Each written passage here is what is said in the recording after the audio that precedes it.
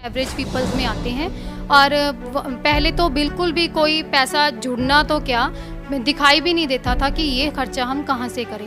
लेकिन गुरुजी की शरण में आने के बाद पैसा दिख तो रहा है, लेकिन ये नहीं पता चल रहा कि कौन सा, चाहे कोई बड़ा खर्चा है चाहे कोई छोटा खर्चा है, गुरुजी कब आके हमारा वो खर्चा पूरा कर जाते हैं, ये बंदी छोड़ सतगुरु परमात्मा ही जानते हैं। और जो यह है गुरविंदर कौर पंजाब से। भक्तमती गुरविंदर जी एक स्कूल टीचर हैं और इन्होंने पहले तो संत रामपाल जी महाराज के ज्ञान को लेकर अपने विचार प्रकट किए। फिर इन्होंने बताया कि इनके बच्चे को कैसे कैंसर जैसी लाइलाज बीमारी हो जाती है और डॉक्टरों ने तुरंत ऑपरेशन कराने की हिदायत दी थी और कहा अगर तुरंत ऑपरेशन नहीं कराया तो बच्चे की जान जा सकती है।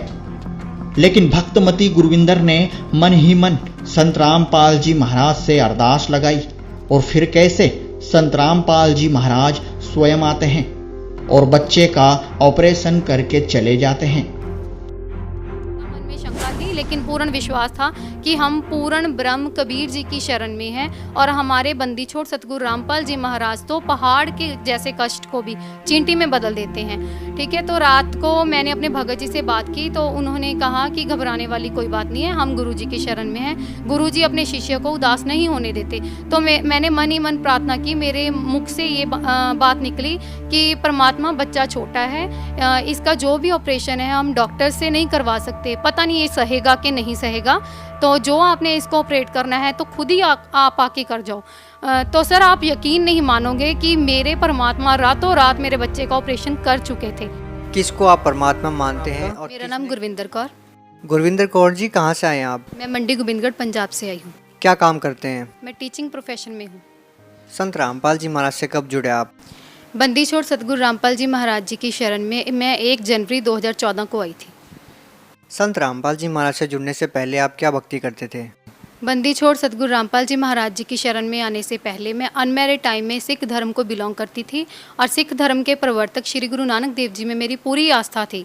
और मैरिज के बाद मेरे भगत जी शिव जी को मानते थे और मैं शिव जी की साधना करने लग गई। संत रामपाल जी महाराज की शरण में कैसे आना हुआ? बंदी छोड़ सतगुरु रामपाल जी महाराज जी की शरण में हमारे घर के पास एक भगतमती श्रीमती गुरमीत कौर जी हैं, उन्होंने हमें ज्ञान गंगा पुस्तक दी और ज्ञान गंगा पुस्तक पढ़कर मैं बंदी छोड़ सतगुरु रामपाल जी महाराज जी की शरण में आ गई। देखिए, हमने बहुत सारे श्रद्धालुओं से पूछा है कि वो संत रामपाल जी महाराज की शरण में कैसे आए। ज़्यादातर लोगों का यही कहना था कि वो पुस्तक पढ़ के संत रामपाल जी महाराज की शरण में जाते हैं। ज्ञान गंगा पुस्तक में आपको आखिर कौन सी बात ने अट्रैक्ट किया कि आपको लगा कि आपने संत रामपाल जी महाराज से नाम दीक्षा लेनी चाहिए? अगर सर आप लोग देखो ज्ञान गंगा पुस्तक में वो सारा कुछ है जो हमें चारों वेदों में, गीता जी में, कुरान में, बाइबल में, श्री गुरु ग्रंथ साहब जी में मिलता है। सबसे अट्रैक्टिव बात तो मुझे ये लगी कि मैं 7वीं 8वीं कक्षा में थी और जब किसी की मृत्यु हो जाती थी या किसी का जन्म होता था तो मेरे मन में ये उबाल उठता था कि ये लोग आते कहाँ से हैं और जाते कहाँ पे हैं। और ज्ञान गंगा पुस्तक में सबसे पहले गुरु जी ने सृष्टि रचना के बारे में बताया हुआ है कि हम कैसे यहाँ पे आए और हमें अगर भक्ति विधि सही ना मिली तो हम कहाँ जाएंगे, अगर भक्ति विधि सही मिली तो हम कहाँ जाएंगे। पहले 27 पेज के बीच में सृष्टि रचना है पूरी, वो पढ़कर मेरा मन इतना ज़्यादा उत्सुक हुआ कि मैं जल्दी से जल्दी गुरु जी के शरण में चली जाऊँ। हिंदुस्तान में संतों महंतों की बाढ़ सी आई हुई है, हर रोज कोई ना कोई धर्मगुरु लॉन्च होता है। आपको संत रामपाल जी महाराज जी में व अन्य धर्मगुरुओं में क्या भिन्नता लगती है? क्योंकि हमारे गुरुजी अपने नियमों में बताते हैं कि हमने किसी से रिश्वत ना लेनी है, ना देनी है, ना झूठ बोलना है, ना बोलने देना है और ना ही नशा करना है, ना करने देना है। और जो हिंदुस्तान में बाकी सारे धर्म गुरु हैं ना तो वो वेदों द्वारा विधि से पूरा ज्ञान देते हैं, ना भक्ति विधि करवाते हैं। हमारे गुरुजी जैसे भक्ति खुद करते हैं वैसे ही हमें करवाते हैं। गुरुजी की ये मैंने पहले भी आपको बताया कि जो सृष्टि रचना वाली ही बात है वो मेरे मन को इतनी ज़्यादा अट्रैक्ट कर गई ना, तो मुझे ऐसे लगता था कि मैं कब भाग कर चली जाऊँ गुरुजी के पास। और आज तक मैंने सिख धर्म को भी मान के देख लिया, शिव जी को भी मान के देख लिया, मेरे मदर इन लॉ मेरे सिस्टर राधा स्वामी पंथ से जुड़े हुए हैं। वहाँ तो ऐसे है कि जैसे आप कह दो कि अगर कोई वीआईपी है तो वो फर्स्ट लाइन में बैठेगा। हमारे गुरुजी के यहाँ आश्रम में ऐसा कुछ नहीं है। यहाँ पे चाहे कोई बच्चा आ जाए, चाहे कोई बुजुर्ग आ जाए, चाहे कोई ऊपर वीआईपी लेवल का आ जाए, चाहे कोई नॉर्मल गरीब आदमी आ जाए, वो सारे एक ही कतार में बैठे हैं। गुरुजी के नियमों से देखकर मैंने उनकी शरण ग्रहण की। आप सिख धर्म से बिलोंग करते हैं, जैसे कि आपके सिख धर्म में गुरु ग्रंथ साहिब की बहुत मान्यता है। संत नानक जी, जैसे कि गुरु नानक देव जी आप बोलते हैं, वो 2 अक्षर का जाप जपते थे। उनकी एक वाणी भी है कि सोई गुरु पूरा कहावे, जो 2 अक्षर का भेद बतावे। आपको क्या लगता है कि संत रामपाल जी महाराज जी क्या उसी आधार पे आप लोगों को भक्ति बता रहे हैं? जी सर, बिल्कुल सही कहा आपने कि जो गुरु नानक देव जी भक्ति करते थे, हमारे गुरुजी बंदी छोड़ सतगुरु रामपाल जी महाराज जी वही भक्ति बताते हैं। लेकिन जब मैं सिख धर्म को मानती थी तब मुझे इस बात का बिल्कुल पता नहीं था, क्योंकि हमारे पेरेंट्स गुरुद्वारा साहिब जाते हैं, श्री गुरु ग्रंथ साहिब का पाठ करते हैं, जपजी साहिब का करते हैं, सुखमनी साहिब का मैंने बहुत ज़्यादा पाठ किया, जिसे हम कह देते हैं कि वो सुखों की मनी है। लेकिन मैंने अपनी ज़िंदगी में सुख नाम की तो कोई चीज़ देखी नहीं। तो क्या मात्र गुरुवाणी का पाठ करने से ही लाभ मिलते हैं या गुरु बनाने से लाभ मिलता है? और गुरु बनाए तो भगत समाज कैसे ये डिसाइड करेगी कौन गुरु सही है और कौन सही नहीं है? देखो ऐसे है कि जैसे मेरे दादी माँ बोलते होते थे, वैसे तो वो गुरु ग्रंथ साहब जी का पाठ करते थे, सारा जपजी साहब रहरा साहब का सारा पाठ करते थे, और उन्होंने मुझे बोल रखा था कि तुम सुखमनी साहब का पाठ किया करो। लेकिन ये बात तो उन्हें भी नहीं पता थी कि इसमें जो गुरु ग्रंथ साहब जी के बारे में विधि बताई है, जो इसमें वो विधि है कि गुरु नानक देव जी से कौन सी भक्ति करते थे, उसके बारे में तो उनको भी नहीं पता था। लेकिन वो एक बात कहते थे कि गुरु बिना गति नहीं।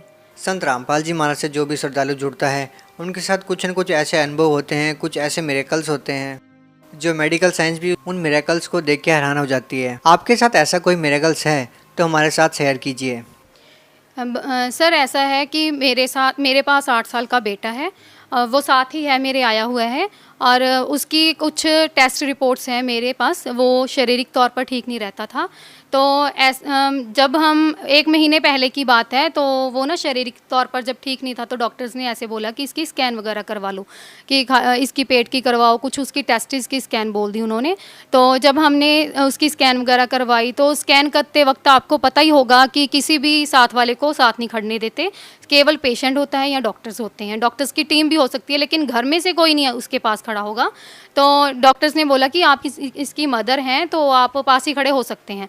तो मैं पास खड़ी हो गई, तो उसकी पेट की जो स्कैन थी वो तो बिल्कुल नॉर्मल आई। जो टेस्टिस की स्कैन थी तो उसकी लेफ़्ट टेस्टिस बिल्कुल मिस थी, राइट टेस्टिस की उन्होंने एक पिक्चर ली, वो क्लियर आ गई। जो लेफ़्ट टेस्टिस थी वो उन्हें ढूंढने पर भी नहीं मिल रही थी।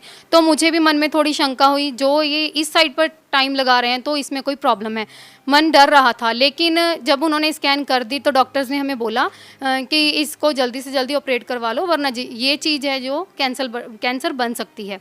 तो फिर हमने घर पर आए तो ऐसे था, थोड़ा मन में शंका थी लेकिन पूर्ण विश्वास था कि हम पूर्ण ब्रह्म कबीर जी की शरण में हैं, और हमारे बंदी छोड़ सतगुरु रामपाल जी महाराज तो पहाड़ के जैसे कष्ट को भी चींटी में बदल देते हैं।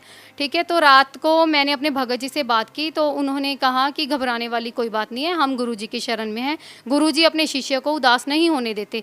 तो मैंने मन ही मन प्रार्थना की, मेरे मुख से ये बात निकली कि परमात्मा बच्चा छोटा है, इसका जो भी ऑपरेशन है हम डॉक्टर से नहीं करवा सकते, पता नहीं ये सहेगा कि नहीं सहेगा, तो जो आपने इसको ऑपरेट करना है तो खुद ही आप आके कर जाओ। तो सर आप यकीन नहीं मानोगे कि मेरे परमात्मा रातों रात मेरे बच्चे का ऑपरेशन कर चुके थे। किसको आप परमात्मा मानते हैं और किसने किसको ऑपरेट किया?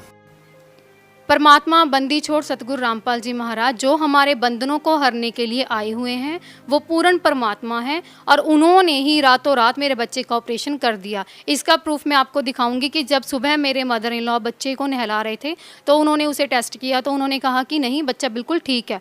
तो मेरे मन में वही बात आ गई कि मैंने अपने पूर्ण गुरु से ये प्रार्थना की थी तो मेरे मालिक ने उसका ऑपरेशन कर दिया।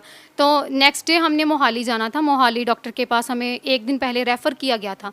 तो जब हम मोहाली डॉक्टर के पास गए स्कैन के वक्त, तो देखो मैं अकेली खड़ी थी बच्चे के पास। जब टेस्ट हो गया था, जब उसे चेक कर रहे थे तो मेरे मदर इन लॉ, मैं और मेरा बेटा, हम तीनों डॉक्टर के पास थे। बच्चे का चेकअप हो रहा था तो उस डॉक्टर ने कहा कि आपको किसने कहा कि इसे ऑपरेट करना पड़ेगा, ये देखो सारा रिजल्ट तो आपके सामने है, बच्चा बिल्कुल ठीक है, इसे किसी ऑपरेशन की ज़रूरत नहीं है। अगर आपको इस बारे में कोई शंका हो तो मैं अपने बच्चे की टेस्ट रिपोर्ट साथ में लाई। जी दिखाइए प्लीज़। ये कहाँ की रिपोर्ट्स हैं? ये रोपड़ की।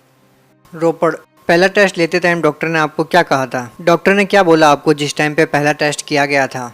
डॉक्टर ने ये कहा कि इसका ट्रीटमेंट कहाँ से चल रहा है, तो मैंने जब पूरा रेफरेंस दिया कि हम वहाँ से ट्रीट करवा रहे हैं, तो उन्होंने कहा कि आप किसी सर्जरी वाले डॉक्टर के कंसर्न में जाओ, इस बच्चे की सर्जरी होगी, क्योंकि अगर आपने जल्दी इसकी सर्जरी ना करवाई तो इसका किसी भी टाइम कैंसर बन सकता है। तो डॉक्टर ने इनको ऑपरेशन करने के लिए बोला?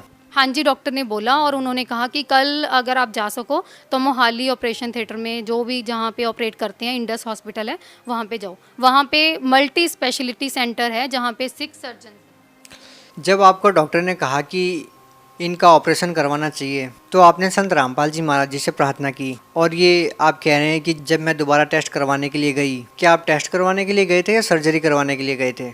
नहीं सर, ऐसा है, डॉक्टर्स ने बोल दिया कि सर्जरी करवानी पड़ेगी, तो उन्होंने साथ ये भी कह दिया कि हमारे पास ये फैसिलिटी नहीं है, आप मोहाली के बड़े हॉस्पिटल में जाइए। और हमें उन्होंने भेजा भी वहाँ पर, जो मैं आपको पहले बता चुकी हूँ कि वो मल्टी स्पेशलिटी सेंटर था। तब वहाँ पे सिर्फ चेकअप करवाने के लिए नहीं गई थी, चेकअप वहाँ पे हुआ था। मैं घर से ये सोच के गई थी कि अगर इसका ऑपरेशन है तो आज ही ऑपरेशन करवा लेंगे। शायद वो ये बोल रहे थे कि इसको शाम को या अगले दिन ही डिस्चार्ज कर दिया जाएगा। क्या आज आपका बेटा बिल्कुल ठीक है? जी हाँ, मेरा बेटा बिल्कुल ठीक है, वो मेरे साथ में ही है। क्या नाम है आप? इशित दास, कहाँ से हैं आप? गोविंदगढ़, पंजाब से। क्या आप बिल्कुल ठीक है अब? हाँ। कोई प्रॉब्लम नहीं है आपको? नो, कैसे ठीक हुई? ये मेरे गुरुजी ने मुझे ठीक किया है। क्या नाम है आपके गुरुजी का? बंदी छोड़ सतगुरु रामपाल जी महाराज। यहाँ पे हमें पता चला है कि संत रामपाल जी महाराज जी से जेल के अंदर बहुत सारे कैदियों ने नाम दीक्षा ली है। उनके द्वारा बताए गए भक्ति विधि के अनुसार वो भक्ति कर रहे हैं, और बाहर भी लाखों की तादाद में प्रतिदिन संत रामपाल जी महाराज से श्रद्धालु जुड़ रहे हैं। इस बारे में आप क्या कहना चाहेंगे?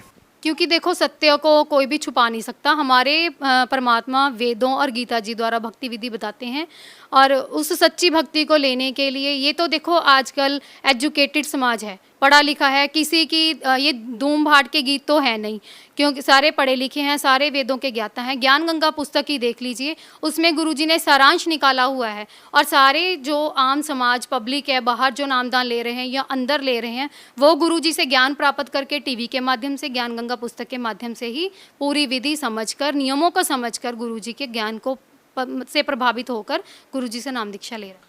आप लोग हिसार में जाते हैं, लाखों की तादाद में आप लोग हिसार जाते हैं, आप लोगों की आखिर क्या मांगे हैं? हमारी मांग ये है, देखो हिसार भी हमारी संगत बहुत ज़्यादा जाती है, उसमें भाई भी होते हैं, बहनें भी होती हैं, छोटे छोटे बच्चे भी होते हैं। लेकिन हम सरकार से यही मांग कर रहे हैं कि हमारे परमात्मा पे जो भी आरोप लगे हैं, जो भी उस आश्रम पे लगे हैं, परमात्मा का जो आश्रम है उनमें तरह तरह के आरोप लगाए गए, परमात्मा पे लगाए गए, उसकी हम CBI जांच की मांग करें। 1 साल पूरा होने को आ गया, जंतर मंतर पर हमारे समर्थक कई बैठे हैं, लेकिन हमारी कोई भी सुनवाई नहीं हो रही। अंतिम प्रश्न आपसे यही करना चाहेंगे कि आप भगत समाज को क्या संदेश देना चाहते हैं? भगत समाज को मैं यही संदेश दूंगी कि मानुष जन्म दुर्लभ है, मिले ना बारंबार। तरवर से पत्ता टूट गिरे, बहर न लगता डार। जैसे एक डाली से पत्ता टूट जाए तो उसका उस डाली से कोई भी संबंध नहीं रहता। अगर आपकी आत्मा इस शरीर को छोड़ गई तो आपका भी कोई अस्तित्व नहीं रहेगा, फिर पता नहीं आप कौन सी योनि में जाएंगे। हमें तो पता चल गया कि हमारे परमात्मा बताते हैं, जो इस शरण में नहीं आते तो वो बाद में क्या बनते हैं। लेकिन मेरी आपसे हाथ जोड़कर विनम्र निवेदन ये है कि परम पिता परमात्मा बंदी छोड़ सतगुरु रामपाल जी महाराज जी से नाम दीक्षा लें, भक्ति विधि से मोक्ष को प्राप्त करें और अपना कल्याण करें। बहन जी, संत रामपाल जी महाराज से नाम दीक्षा लेने के बाद आपको और क्या लाभ मिले? बंदी छोड़ सतगुरु रामपाल जी महाराज जी की शरण में आने के बाद पहले मैं बताऊंगी आपको आध्यात्मिक लाभ, कि मुझे सच्ची भक्ति, सच्चे गुरु और सच्चे ठिकाने का पता चल गया कि हमने मोक्ष प्राप्त करने के बाद कहाँ जाना है। दूसरा मानसिक लाभ, मैं अपने जो पहले भक्ति करती थी उससे मेरा मन काबू नहीं रहता था, मन को कुछ ना कुछ भटक लगी रहती थी और गुस्सा बहुत ज़्यादा आता था, मन पे कंट्रोल नहीं रहता था। और तीसरा आर्थिक लाभ वो ये है कि हमारे घर में पहले चाहे अर्निंग के साधन थे चाहे नहीं थे, लेकिन हम फिर भी एवरेज पीपल्स में आते हैं। और पहले तो बिल्कुल भी कोई पैसा जुड़ना तो क्या दिखाई भी नहीं देता था कि ये खर्चा हम कहाँ से करें। लेकिन गुरुजी की शरण में आने के बाद पैसा दिख तो रहा है, लेकिन ये नहीं पता चल रहा कि कौन सा, चाहे कोई बड़ा खर्चा है चाहे कोई छोटा खर्चा है, गुरुजी कब आके हमारा वो खर्चा पूरा कर जाते हैं, ये बंदी छोड़ सतगुरु परमात्मा ही जानते हैं। और चौथा लाभ, शारीरिक लाभ ये है कि मेरे पास 8 साल का बेटा है। जब से उसने इस धरती पर जन्म लिया है मैं शारीरिक तौर पर ठीक नहीं रहती, कभी ना कभी कोई ना कोई प्रॉब्लम होती ही रहती है। जैसे कभी सिर दर्द, कभी टांगों में, कभी बैक बैक प्रॉब्लम, लेकिन मुझे डेली एक ना एक टैबलेट लेनी ही पड़ती है। पर हमारे गुरु बंदी छोड़ सतगुरु संत रामपाल जी महाराज ने जो प्रसाद दिया है, जो चरणामृत दिया है, वो अब मैं डेली थोड़ा सा बाउल में डालकर चरणामृत लेती हूँ और 2 दाने प्रसाद के लेती हूँ, डेली सुबह करती हूँ, और उससे मुझे पूरे शारीरिक तौर पर कोई भी प्रॉब्लम नहीं है। वो ही पूरी मेरी दवा है, वो ही सब कुछ है। जी बहुत बहुत धन्यवाद। सत्य घटना, सत्य की तह तक।